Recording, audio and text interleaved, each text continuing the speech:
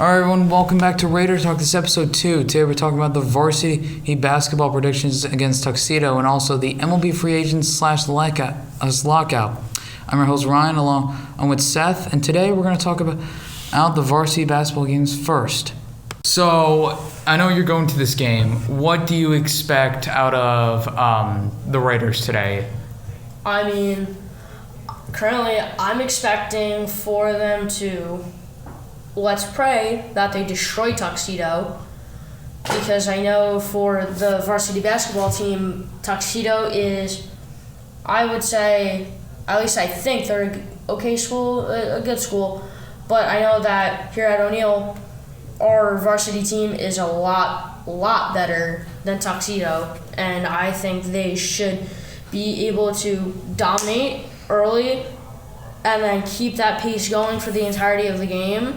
And if they have to, make some switches to their lineup and who's going in and who's coming out, it should work in their favor. So was there any players that stand out on this team? Lonnie and Thomas. Okay. You know, there's also Jordan, Nick. Yeah, no, I know. They're all standout players. The guys on the O'Neill basketball team, they're all great. But to me, Lonnie and Thomas stand out, at least to me, the most. Is there any skills they have? Is Thomas, is Thomas like a good passer? You know, Lonnie's kind of that big center that could push up in the paint. I think Thomas has that drive and that power to get to the net, and if he can't get to the net, he will take those farther shots from the 3-point line or a little bit further. So he's like your everyday point guard, basically. Yeah, basically. And if he has to, he also has great blocks, and he can stop the ball if he needs to, and he'll take it, sprint, do whatever he needs to do, and get that ball in the basket. And Lonnie, like you said, he's a great center, and he will push to the net. Okay. Now we talked about the players. What about the score? You know, how many points is this team gonna combine to order to beat Tuxedo? Personally, I would think that the final score would be somewhere racking maybe near the 60s, at least for O'Neill, and Tuxedo maybe the 30s. If not 20s, because O'Neill's defense is amazing, and their offense, same. And with Thomas, Lonnie, and Jordan, and all the other guys, if they're pushing for the net and trying to block the ball from getting to that net, they have an amazing chance of getting to the 60s and 70s. And with their stopping power and guarding, Tuxedo maybe has a good chance of getting to the high 20s and 30s. Like you said, about the point score. I mean, they were ready for the game even before practice, because I saw a bunch of players, in coats and ties. So you remember the movie Coach Carter, all right? Yes. It basically was everyone has to wear coats and ties, to look professionally. So I think that was kind of one of the motivations about this game, is to wear professionally, to wear formal attire, get in the mindset and focus, not only on the game, but your schoolwork, what to do around the building, and then go to the gym, practice, get ready for the game. It's going to be a blast. So the game will be playing in Tuxedo, I would say around 6, I think it was at 6:30, right? I believe so. So right now, the team, I would say, they have a very good chance of winning, possibly sections. That's, I would say, a great opportunity for Coach Coe, who is retiring at the end of the year. I think that's a very good honor to give to Coach. She has been working hard for about almost 50 years to get to the top of high school basketball and get some of those guys scholarships to D1, D2, D3 school, possibly going even further to the NBA or even internationally. I think it's just, the hard work, determination, the smart plays that they do, what weaknesses and strengths they have, and I think that would easily be a good score game for O'Neal. And Ryan, like how you were saying about Coach Crow and everything, and the team having great formal attire and getting ready for the game and being ready to win even before the game starts, I fully agree with that, because someone like the great coach Jerry Kaplan, he was one of the great coaches here for the basketball team and led them to many championships. And him and Coach Crow worked together, and I think for the team to get 2 sections, hopefully, would be a great tribute to Coach Crow and all the work she's done here at the school and how many people she's helped. And with Coach Crow, unfortunately, retiring, because everyone loves her here, and we're all gonna miss her. But I think it's nice for Coach Crow, because then she could leave the school with knowing she's done something great here and impacting many people.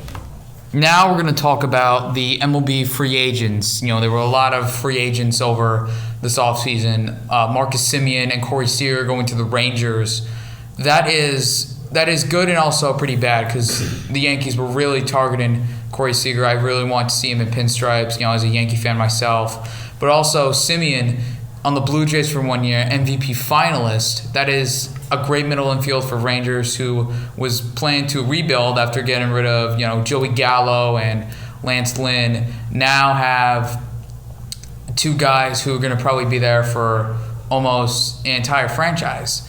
You also have guys like Noah Syndergaard going to the Angels and Max Scherzer going to the Mets for 3 years. Syndergaard going, I think, for 1 year. Currently, it was a contract, I believe, of $21 million to the Angels for a single year.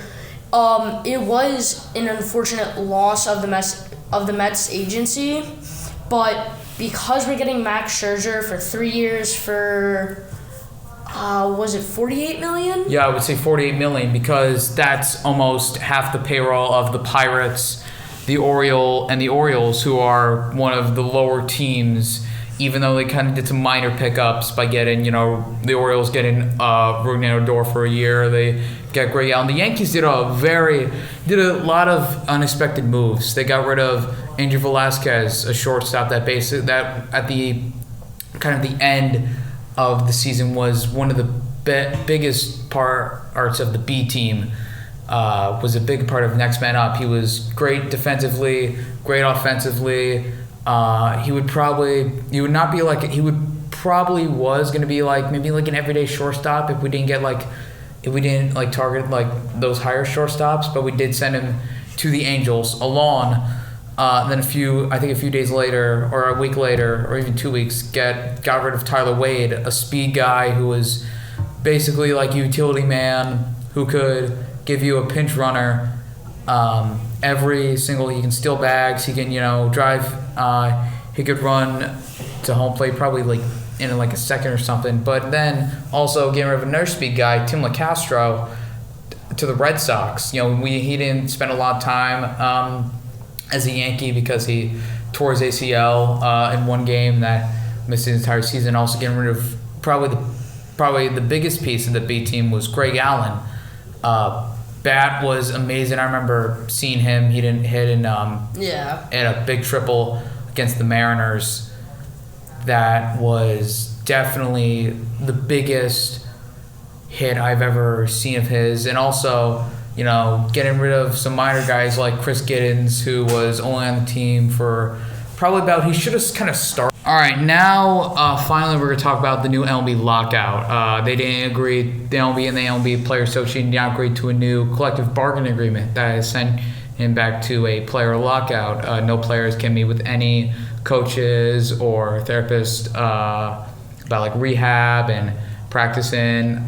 Unlike the MLB's website, you can't get like any current stuff to like old classic highlights, and also when you go to the roster, it's name, but you can't. There's no picture because you can't use like merchandise or anything that belongs to it. And it's kind of sort of a joke now. Yeah.